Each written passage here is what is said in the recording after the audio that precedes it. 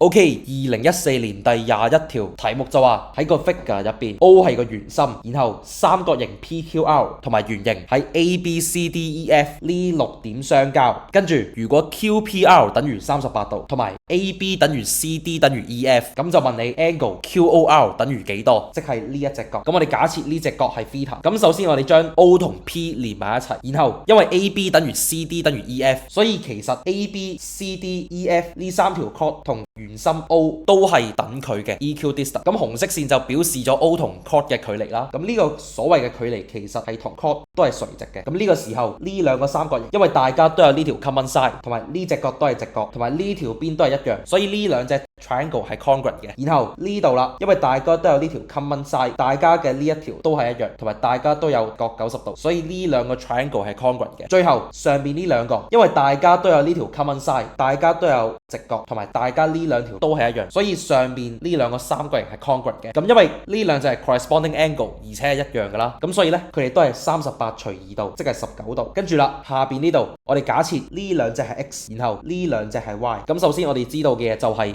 theta 加 x 加 y 等於180度。然後我哋睇成個三角形啦，咁因為 2x 加 2y 加2乘19度等於180度，咁我哋就知道 x 加 y 加19度等於90度，咁 x 加 y 就等於71度。咁然後啦 theta 加71度等於180度，咁所以呢 theta 就等於180度減71度，即係109度，所以答案就係 A 啦。